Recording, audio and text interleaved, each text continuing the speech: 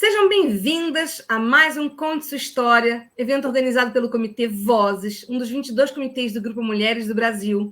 Esse grupo foi criado em 2013 pela empresária Luiza Helena Trajano e hoje conta com mais de 120 mil mulheres, organizada em 155 núcleos no Brasil e no exterior. Somos mulheres unidas no propósito de sermos protagonistas na transformação do nosso país. Queremos, no Comitê Vozes, através do Conte Sua História, dar voz a mulheres para que, ao contarem suas histórias, elas sejam fontes de inspiração para a vida de outras pessoas.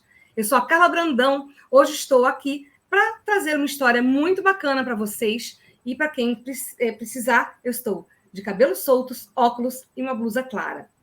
A minha entrevistada é a Márcia Matos, uma mulher incrível, ativa no Grupo Mulheres do Brasil desde 2016. Líder do Comitê de Combate à Violência Doméstica, mãe de 3 filhos e uma avó muito coruja.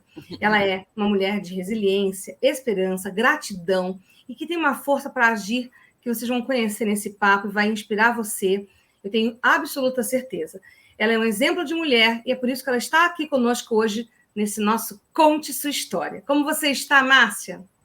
Tudo bem, Carla. É um prazer. Obrigado por tantos elogios, né? Espero que eu possa contribuir com quem ouviu o nosso áudio, com quem assistir, né, nosso vídeo. Acho que vai ser bom. Agora, conta para quem está assistindo a gente, ouvindo a gente, primeiro a sua autodescrição, como que está o seu cabelo, a sua roupa, e depois já vamos abrir logo o papo para que você diga qual a sua idade, onde você mora, e por que você entrou no Mulheres do Brasil e por que você está aqui hoje. Eu sou uma mulher do cabelo liso. Eu me considero negra, porém não retinta, né? Eu estou usando um vestido estampado e estou muito feliz. E você faz parte do Grupo Mulheres do Brasil. Como você chegou lá? Você mora no interior de São Paulo, né? Eu moro em Franca, né? Interior de São Paulo. Eu cheguei no Grupo Mulheres do Brasil através do Capitão Regis, né? Eu fui numa palestra aleatoriamente e eu estava vindo da cidade que eu morava. Eu sou francana de nascimento, mas eu morava numa outra cidade.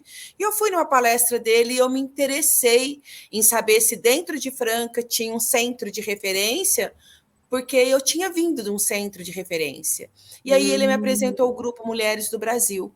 E eu entrei em dezembro de 2016 e estou lá até hoje.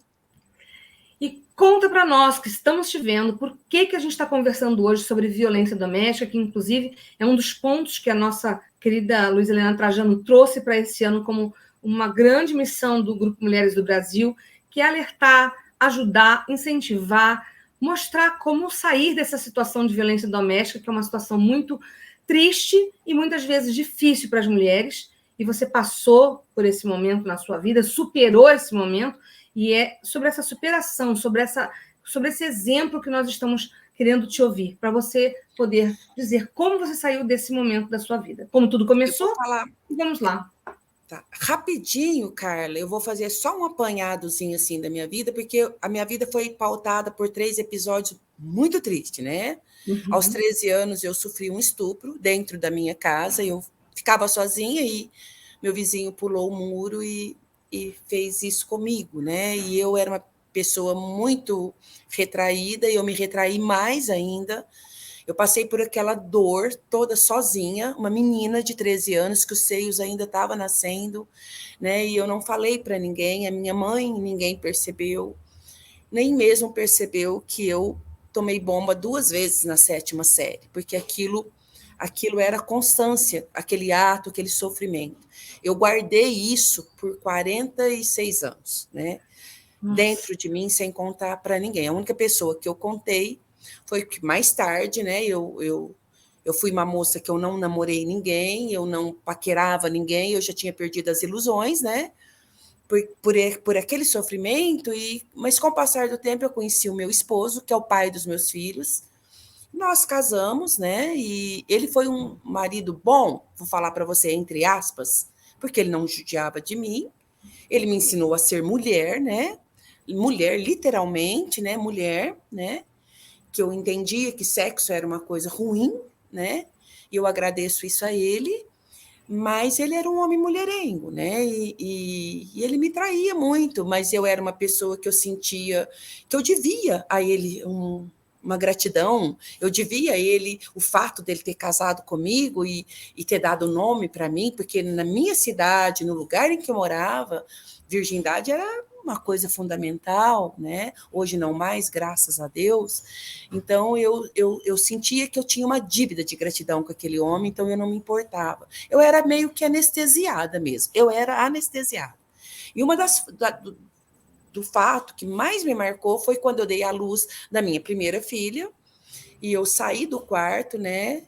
E para ver minha filha, porque ele sumia, né? Dentro do hospital, ele não ficava comigo ali no quarto. E eu saí toda dolorida para ver minha filha no berçário. Naquela época, as crianças ficavam no berçário, há 41 anos atrás. E eu peguei ele dando um pega na enfermeira ali no corredor, né? Então, eu não sabia se eu corria, se eu chorava. E eu, vagarosamente, eu voltei para o meu quarto, que era o final do corredor, né? E ainda deu tempo daqueles passos muito doloridos, porque era a dor dentro e a dor física e a dor de tudo quanto é coisa, de eu chegar na minha cama e ainda deitar para depois ele ainda chegar até mim e eu não consegui falar nada. Eu simplesmente desceu as lágrimas e eu falei para ele a única coisa, não deixe minha mãe ficar sabendo disso. E assim foi a minha vida, né, por 12 anos, né? E ele teve um infarto fulminante aos 36 anos, eu tinha 30 quando ele faleceu. Meu filho caçula é 10 anos mais novo que os irmãos. Quando ele faleceu, meu filho tinha 1 ano, né? Foi um baque muito forte para mim, porque aí eu não tinha mais ninguém, eu tinha meus filhos e eu tinha que cuidar dos meus 3 filhos. A menina tinha 10 anos, o menino 9 e o caçula tinha 1 ano, né? Aí eu fui. Mas é aí que começa toda essa história que a gente também quer abordar agora.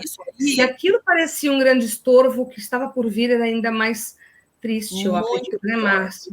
Isso, aí eu fiquei viúva 3 anos e depois eu conheci meu ex-marido, né? E eu achei que era o príncipe encantado, porque ele é um homem, um executivo, né? Trabalha para uma grande empresa, ele é um homem que tem um salário muito bom. E eu me senti uma rainha. Falei, nossa, esse homem, né? Nessa posição, querer casar com uma mulher com 3 filhos, eu estava me sentindo. E realmente ele se apresentou para mim como um príncipe, né? Eu achei que eu tinha ganhado a sorte grande. Aí nós namoramos e casamos de fato. Eu fui para o cartório e casei com ele, né? E aí eu mudei para a cidade de onde eu falei para você que eu vim.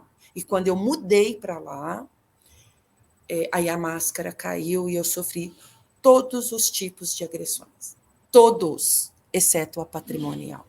O resto eu sofri. Eu sei de sofrimento, assim, na íntegra.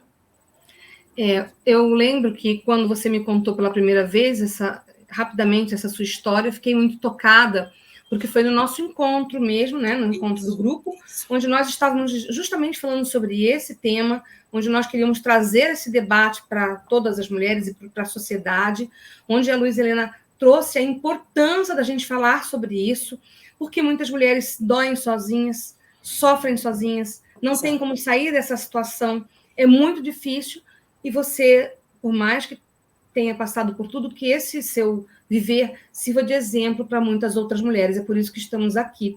Então, essa dor, hoje você conseguiu superar, né, muitas coisas. Eu quero que você conte um pouco dessa trajetória para que a gente possa dizer para as pessoas como que você conseguiu, porque realmente ele te maltratou muito, né? O agressor, ele é muito manipulador, né? E ele é uma pessoa de uma persuasão muito grande, independente da classe social dele, tá? Isso é típico do agressor. Uma das características do agressor é ele tirar você de perto dos seus familiares, te levar para um campo neutro, porque ali ele pode fazer com você o que ele quiser. O meu agressor não é alcoólatra, nem usuário de droga, é um cara acima de qualquer suspeita, né? Mas ele deve ter algum tipo de distúrbio mental, né? Né? Pelo que você me falou, parece que tem. Ele tem todos os desvios de conduta em relação a isso, né? E eu morando longe, né, eu vinha sofrer, só que eu não tinha noção. Às vezes, a mulher que sofre agressão, ela não tem noção do que ela está passando por agressão. Primeiro item é um medo que instaura-se na sua vida e esse medo chega a ser físico mesmo, sabe? Porque eu tremia de medo dele, as minhas pernas tremiam de medo desse homem, né? Mas ele fez uma lavagem cerebral tão grande em mim que eu achava que a culpada era eu. E que eu precisava melhorar, e que era pouco que eu fazia, eu tinha que melhorar, porque ele é um gestor, ele é um cara que tem responsabilidade, e eu não estou ajudando, eu não estou colaborando, e aí era Ele sempre acaba com a assim. sua autoestima, primeiramente, né? Isso, com a minha autoestima, com a minha vontade de viver, a empregada. Eu fui empregada dele por anos, né? Eu fui empregada dele, embora eu tivesse quem me ajudasse, mas eu era empregada dele. Eu era obrigada a certas coisas, né? Eu sofri violência física, né? Não essa que dá soco, né? Porque ele é estratégico, mas o meu corpo parecia uma jabuticabeira de roxo, né? Eu ia tomar banho, eu olhava meu corpo, eu não sabia aonde é que não tinha roxo, né? E o psicológico meu também virou em frangalhos, né? E aí tudo isso foi afetando o meu físico, porque eu cheguei um momento, Carla, em que eu não tinha mais domínio sobre as minhas funções fisiológicas. Então, eu evacuava sem que eu soubesse, né? Eu perdi a voz, eu fiquei gaga, perdi a memória, eu meio que desmaiava, né, sem saber, só que eu vi o que estava acontecendo, porém eu não conseguia falar. Aí ele enfiava alprazolam na minha boca, 2, 3, para eu dormir e apagar, né? E lá fora, para as pessoas, era o cara bonzinho, por quê? Porque a Márcia mora numa casa linda, anda de roupa linda, casou, ele Inclusive, casou. e provavelmente também é um artifício para que ele se pareça para a sociedade, mas Exato, por cima de qualquer suspeita. exato. E assim, ó, nossa, casou com ela, cria os 3 filhos, que não é dele, da escola particular, dá isso, daquilo. É o marido perfeito, né? E uma das coisas que eu quero falar aqui, deixar para as nossas ouvintes, não guarde para você essa situação, porque eu guardei. Então ninguém Quanto sabia. tempo você guardou, Márcia? O 21 anos eu guardei. Tanto que quando eu me separei dele, eu me separei também, assim, totalmente sozinha, né? E eu fiz tudo sozinha. E quando as pessoas souberam que que eu estava divorciada, foi um choque para a sociedade. Mas como vocês eram um casal tão feliz? E muitas pessoas, cara, não acreditavam em mim, né? E o que mais me dói, que isso eu também tem que deixar bem enfatizado aqui, não é tanto o machismo que a gente encontra no sexo masculino, mas o que você encontra no sexo feminino. Muito Então, eu bem escutei. ressaltado, Márcia. Muitas vezes a própria mulher aponta o dedo contra a outra Exato, mulher. exato. Assim, ó, eu escutei isso. Nossa, mas o que será que ela fez para que ele fizesse isso com ela? Alguma coisa ela fez. E assim, outra coisa que me doeu muito, né? Porque assim, eu saí da minha cidade e vim embora para Franca, né? E eu deixei tudo lá. Porque ele falou, eu não saio da casa. Eu falei, então saio eu. Porque a gente não perde o direito de sair da sua casa. Quem está me Uhum. ouvindo e não sabe disso, você não perde seu direito. Você pode sair e ainda ele teve que pagar o aluguel para mim. Porque ele ficou dentro do que era meu também, né? E então ficou assim, por certo tem um amante, né? E tem 8 anos aí que eu tô separada e eu tô esperando esse amante, sabe? Chegar aí, porque não chegou ainda. Mas, As pessoas julgam muito, né, Márcia? Você também devia ter um pouco de medo disso na época, né? então eu tinha muito medo dele, mas muito. Então quando ele estava chegando, eu dava banho nas crianças, punha eles na sala de TV para jogar videogame, os grandes, olha o pequeno. Eu olhava toda a casa, para ver se não tinha nada fora do lugar. Por quê? Porque ele ia chegar. E eu falava para as crianças, fala baixo, fica quieto. E assim, teve um dia, né, que eu fiz tudo isso, eu olhei a casa, olhei tudo, não, tá tudo ok. E ele chegou. Aí ele era igual um radar, sabe? Ele olhava tudo, porque ele tinha. Quando ele não tinha um motivo que ele inventava, né? Porque ele não precisa ter motivo, ele arrumava, sempre ele arrumava um motivo para judiar. E aí, nesse dia, ele não achou. Aí ele pôs uma roupa, né? E ele começou a aterrorizar minha criança, meu bebê, né? Meu pequeno. E eu pedia para ele parar, e meu menino chorando no meu colo, tampando o rosto e gritando, chorando, e eu falava, para, que ele não vai dormir, para, por favor, para. E ele não parou, e eu peguei os mais velhos, falei, vai para dentro do carro, entra dentro do meu carro, e eu estava com o pequeno, dei o pequeno para minha filha, entra dentro do carro, e eu peguei a chave, entrei dentro do carro, ele esmurrou todo o capô do meu carro. Aí, quando eu fui dar a partida no carro, ele arrancou a chave, e eu peguei os meus filhos e falei, corre. E eu morava numa avenida, numa via expressa, eu falei, vamos correr. E eu descalço, né? E ali naquela avenida movimentadíssima, e eu tentava parar os carros, só que eu não conseguia, ninguém parava para mim. E ele pegou o carro dele, veio atrás de mim, né? Até que eu consegui parar um motociclista, ele parou, né? E eu falei, eu estava com meu bebê, eu descalço, de bolsos, as duas crianças, e ele parou também, né? Quando ele parou, ele desceu do carro dele, e eu reclamei, contei para o motociclista, falei, me ajuda, pelo amor de Deus, me ajuda, meu marido vai me matar, meu marido... Ele chegou perto do motociclista, ele falou, olha o que a minha esposa está fazendo com as nossas crianças. Olha, eu estou aqui para pôr ela dentro do carro, levar, mas ela não está boa da cabeça. Olha a hora, olha descalço. Ela não está fraca. Me ajuda a convencer ela a voltar para casa. O motociclista acreditou nele. Acreditou nele. Então, são coisas que eu passei e que é muito difícil. Outra coisa que eu passei, minha criança tomava ainda mamadeira. Mamãe, quero um tetê, né? Eu fiz, ele falou para mim, tá ruim, mamãe.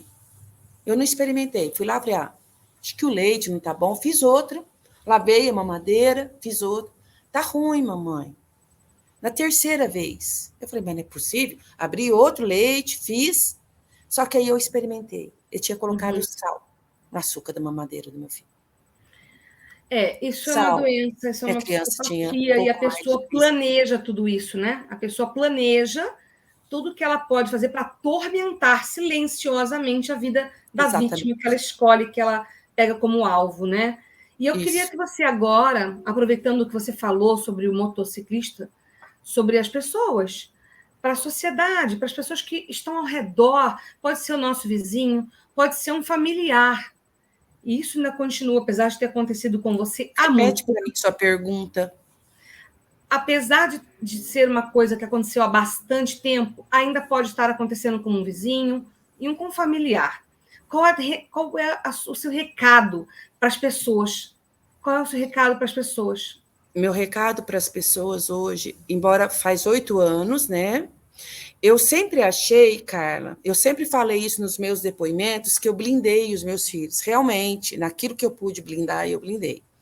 Hoje eu enxergo, Márcia, do jeito que eu estou, eu enxergo que eu não consegui blindar. Meus filhos hoje têm sequelas desse relacionamento, né? Principalmente a minha filha mais velha e o meu filho do meio, né?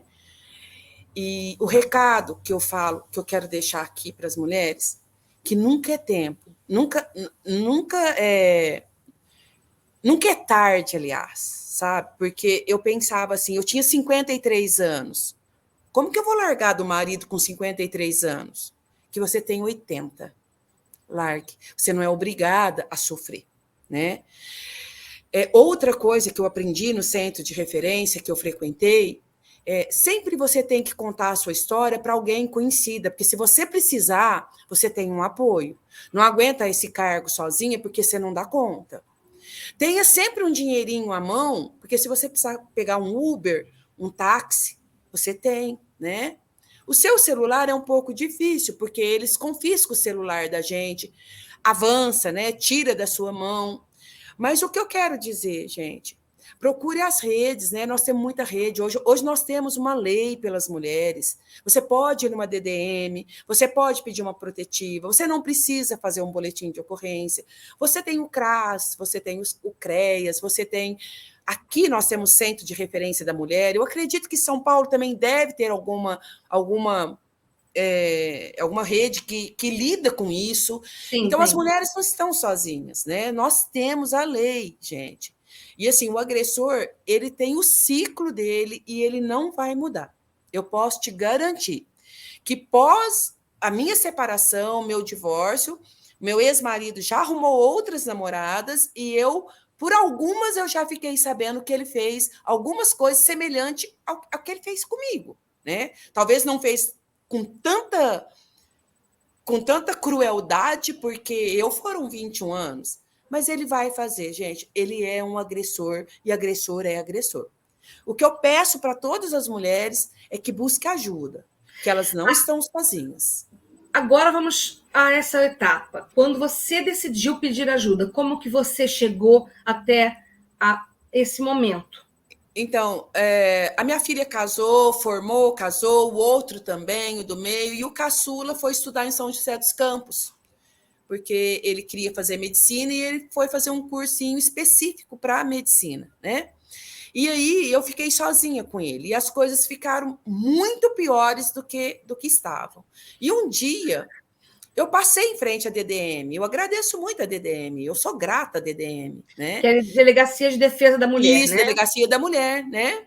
E eu quis saber os meus direitos. Eu queria saber o que eu tinha de direito, porque eu não sabia, gente. E isso não é vergonha para ninguém. Tem muita mulher que não sabe nada, né? E aí, quando eu cheguei lá e eu perguntei, ele perguntou para mim, assim, foi um homem que me atendeu. E ele foi de um feeling, assim, fenomenal, sabe? Ele teve sabe? Uma E ele sensibilidade, me né? explicou e ele falou, você tem certeza que você não quer fazer um boletim de ocorrência? Eu falei, não. Ele falou, mas você está muito doente. E eu vou te encaminhar para o Centro de Referência da Mulher, o CRAM. Aí ele me deu um papel e me encaminhou para o CRAM. Quando eu cheguei no CRAM, eu senti a pessoa mais feliz do mundo. Porque quando eu cheguei ali, foi como se eu tivesse encontrado Jesus Cristo, sabe? Em forma daquelas mulheres. Porque elas me acolheram, elas me abraçaram, elas mostraram para mim que eu não estava sozinha e que a partir daquele momento eu já não estava mais sozinha. E eu comecei a fazer as terapias. Eu vou falar para você, eu fui 3 anos no centro de referência. 3 Até anos. se separar, até sair. Até eu separar. Meu primeiro grande feito foi sair do quarto. E que foi uma luta, né? Porque ele olhava meu celular, aí eu já estava mais empoderada. Um dia eu vi ele olhando meu celular e eu falei, olha, eu não quero que você olhe no meu celular. Mas aí ele me pegou, né? Pelo pescoço e foi me empurrando para o closet para me socar, né? E quando ele fez isso, eu falei para ele, olha, eu fui na delegacia e eu estou indo no Centro de Referência da Mulher. Você pode até me deixar roxa, mas amanhã eu vou fazer um corpo de delito. Aí ele me soltou. Nesse dia foi uma luta para eu mudar para o quarto do meu filho que tinha casado, né? E ele esmurrou a porta a noite inteira, a parede a noite inteira, e ele quase que destruiu a janela.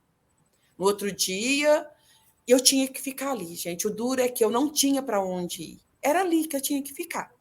Mas aí ele já me respeitou mais um pouco, eu já não estava dormindo mais com ele, não era obrigada a fazer aquelas coisas, porque a mulher acha também que ela tem obrigação de ter relação sexual com o marido, ela não tem, o não dela tem que ser não.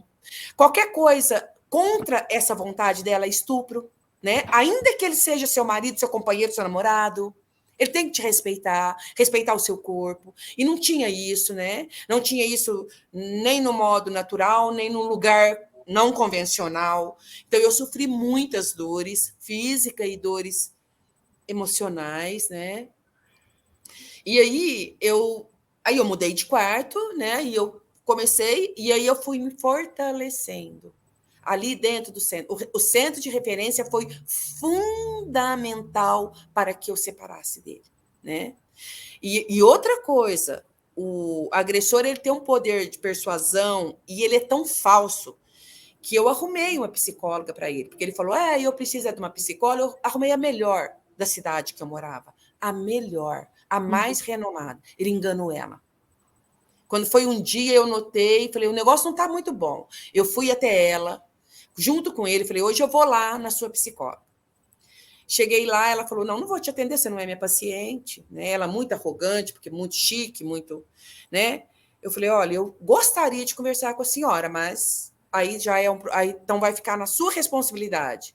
Aí ela pensou um pouco, me atendeu, ele estava do lado, eu falei, tudo que eu for falar para ela, você vai falar se é mentira ou se é verdade. E eu fui pontuando. E eu falava, é mentira? Ele falava com a cabeça, não. Aí ela me abraçou muito e falou, você está uma panela de pressão. Você está doente, você está se tratando? Aí eu falei, estou indo no centro de referência. Então, esses foram os passos, né, que eu fui dando para que eu me libertasse dele. Né? E aí ele foi usando de todas as artimanhas. E eu vou te dizer, Carla, eu ainda sofri violência após a minha separação. Por quê? Porque eu achei que a hora que eu pegasse o meu divórcio, que eu mudasse de cidade e que eu não assinasse mais aquele nome, que eu estava livre. Mas eu não estava, porque meu filho entrou numa faculdade de medicina. Embora meu filho ganhou 90% de bolsa e foi um aluno brilhante, eu tinha um custo do meu filho aí em São Paulo e que meu salário não dava. Então, eu precisei da ajuda dele. E o que ele fazia? Se você não fizer isso para mim, seu filho não cola grau. Então, por exemplo, ele tinha que fazer uns exames, uma certa dieta, ele saía de lá, vinha aqui para casa, você vai fazer a minha dieta, eu vou embora porque eu só não... Você entendeu? Se você quiser que seu filho cola grau. E a minha carta de alforria mesmo foi o dia que meu filho tirou o CRM e começou a trabalhar, e que tanto eu quanto meu filho rompemos qualquer vínculo, né? Qual a sensação que você teve nesse momento, Márcia? Qual a sensação que eu sinto? Quando você se rompeu definitivamente com ele? Eu rompi logo após o meu filho. Hã? Qual a sensação que você teve quando você rompeu definitivamente com esse homem? Olha, eu vou te contar uma historinha assim. Eu vejo pessoas que hoje, talvez hoje nem tanto, mas quando eu era pequena, meu pai tinha passarinho na gaiola, né? Mesmo que eles eram nascidos ali na gaiola. E eu sempre ficava muito triste com aquilo que eu falava, eles foram feitos para voar. O dia que eu me vi livre do meu marido, eu alcei voo.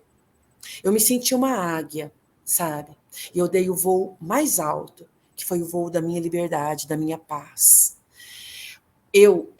Algumas pessoas, até da minha família, questionaram para mim, mas você deixou aquela vida, né? Aquela vida de fartura, de roupas caras, de casa maravilhosa, para morar num apartamento menor e não fazer nem a metade. Eu prefiro tudo isso. E a paz que eu tenho e a liberdade. Você sabe uma das coisas que eu mais dou valor, Carla? Dormir. Porque o dia que ele falava para mim, hoje você não vai dormir, porque eu não vou deixar, ele me torturava a noite inteira. O dia que ele queria me dar um soco com os 2 pés e me jogar para a cama para dormir no tapetinho do lado da cama, era assim que eu passava a minha noite. Então, eu acho uma delícia quando eu entro dentro do meu quarto e eu deito na minha cama e eu durmo, cara. Eu durmo. Eu acho uma delícia esse momento aqui que eu estou falando com vocês, e eu posso contar a história e falar para todas as mulheres, eu sou vitoriosa, eu sou uma mulher forte, e você pode também ser, assim como eu, né? Vencer esse laço. E, não pense não, viu, que eles são os valentões. Eles são valentões conosco, porque eles não são valentão com outro homem, numa delegacia, né? Eles são covardes. É assim que eu defino um agressor, seja ele de qual nível for, né? Você me emocionou muito. Acho que a sua história, acredito que a sua história vai emocionar muitas pessoas que estão te ouvindo agora, te vendo agora, porque você renasceu. Eu renasci. Esse renascimento é, além de tudo, o nosso renascimento também. É o meu, é o de todo mundo, de todos nós que estamos sintonizadas com a sua dor e com o seu renascimento. Eu só tenho a te agradecer, Márcia, pela sua força, por ter tido a coragem de se libertar de tudo isso, de compartilhar toda essa história comigo e com todas nós, porque a sua história certamente vai ajudar alguém, vai espalhar para ajudar outra mulher que possa estar passando por esse momento terrível que nós muitas vezes não imaginamos. E, infelizmente, muitos de nós julgamos. Que hoje a gente possa também pôr a mão na consciência e possa olhar para as dores dos outros com mais empatia, com menos julgamento. E eu só tenho a te agradecer. E eu quero que você, nesse momento, agradecendo profundamente a sua jornada e a sua história que você contou aqui, que você deixe o recado final, sabe? Para os seus filhos que te ajudaram nessa trajetória, nessa travessia, e para toda a sua história. Qual é o seu recado final para a gente? Carla, eu quero agradecer essas palavras, né? Agradecer esse espaço, né? Meu som está meio ruim, eu quase não estou te ouvindo, mas eu quero falar que a maior vitória da minha vida é que eu tenho 3 filhos maravilhosos, sabe? Minha filha fez direito, o outro fez administração, trabalha numa multinacional, e o meu caçula é médico, aí em São Paulo. Eu acho que foi um grande feito, embora eu sou uma mulher simples, eu tenho um ensino médio só, né? Porque meu pai achava que casamento era o nosso diploma. Mas eu agradeço por tudo, pelos filhos que eu tenho, são pessoas de bem, nunca me deram trabalho. Por eu ter conhecido a Luísa Helena Trajano, né? Eu já conhecia ela, depois conheci ela pessoalmente, pelo espaço que ela deu para nós no Grupo Mulheres do Brasil, né? Pelo CRAM que nós temos hoje aqui e por muitas mulheres que já passaram por nós, já alçaram voo e tantas outras que vão vir. Pelo trabalho de vocês aí em São Paulo, no Vozes, né? E falar para elas, não desista de você, não desista da sua vida, não desista de ser feliz. Nós precisamos disso. É importante ressaltar que foi através da sua história que você contou para a Luísa Helena que vocês agora têm aí em Franca um CRAM, não é isso? Isso. Conta Nós não tínhamos um centro de referência aqui, né? E aí a Luísa Helena ouviu a minha história, eu contei da experiência que foi o centro de referência na minha vida, eu só consegui alçar voo através do trabalho do centro de referência, e aí ela falou, então nós vamos ter um centro de referência em Franca. E nós temos hoje, é um serviço maravilhoso, maravilhoso mesmo. Viu? Com atendimento psicológico, com atendimentos diferentes, né?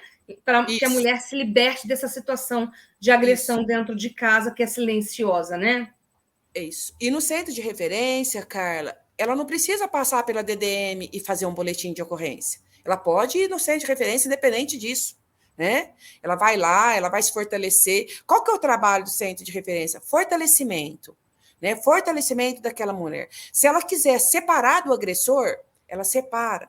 Se ela não quiser, pelo menos ela está forte para lidar com aquela situação. Outra coisa que eu quero falar, a gente acha, eu ouço muito lá no centro de referência, mas ele é um bom pai. Não, gente, o agressor não é um bom pai. Ele não pode ser um bom pai se ele judia da mãe. E os filhos de pai agressor têm sequelas, têm dores e sofrem tanto quanto a mãe. Então, ele não é um bom pai. Também. Não dá para você ser bom e mal ao mesmo tempo, não é verdade? Não dá. E os traumas e o que isso fica de mau exemplo dura uma vida inteira, não é verdade? Exatamente, para uma vida inteira. Eu posso te falar isso. Hoje, quem é a Márcia? Para encerrar, quem é a Márcia Matos hoje? Essa mulher vitoriosa, cheia de força, de fibra, que eu conheci presencialmente, e você logo me encantou com a sua força, com a sua energia. Quem é essa mulher? A Márcia é uma eterna menina, né? Eu mesmo, Carla, sofrendo agressão, esse sorriso estava aqui. O olhar era triste, mas o sorriso estava aqui, né? Mas hoje, o que eu posso te falar? Hoje eu sou uma mulher muito forte, e eu sei que eu sou. Assim como tantas outras. Nós temos uma frase lá no Centro de Referência que fala, toda mulher é forte, ela só não descobriu o quanto ela é, né? Nós somos fortes. Então, hoje, quem que é a Márcia? Hoje, a Márcia é uma mulher livre, é uma mulher que ela alçou voo em todos os sentidos, é uma mulher feliz, trabalho numa causa como se eu fosse uma CLT, sabe? E engajo mesmo, e brigo mesmo, e faço amizade, e vou atrás, e e corro, porque esse é o meu desejo. Cada mulher, para mim, conta, e essa é a Márcia. E a Márcia que vai trabalhar nisso até quanto força eu tiver. Eu sou uma mulher livre. A Márcia é livre. E eu quero que todas as mulheres sejam livres, tá bom? E a sua liberdade encheu meu pulmão de ar, a minha alma de alegria. Muito obrigada, Márcia. Você Obrigada a você, Carla. me Deus emocionou te demais. abençoe, viu? A ti também, você me emocionou muito. Que a sua história emocione muita gente. Muito obrigada pela sua história. Hoje está sendo contada Obrigada aqui a vocês. no Grupo Vozes, no nosso Conte Sua História, do Grupo Mulheres do Brasil. Se você quiser ajudar outra pessoa, também indique o nosso grupo para essas pessoas, que é, de repente, uma forma delas se manifestarem. E assim eu encerro esse Conte Sua História de hoje, agradecendo essa mulher incrível, vitoriosa, guerreira, sorridente, inspiradora. Obrigada. Muito obrigada pela sua audiência, muito obrigada por estar aqui conosco no Conte Sua História, do Grupo Mulheres do Brasil. Muito obrigada. Obrigada a vocês também, do Voz, um belo trabalho que vocês fazem. Gratidão a todas vocês. Um grande beijo.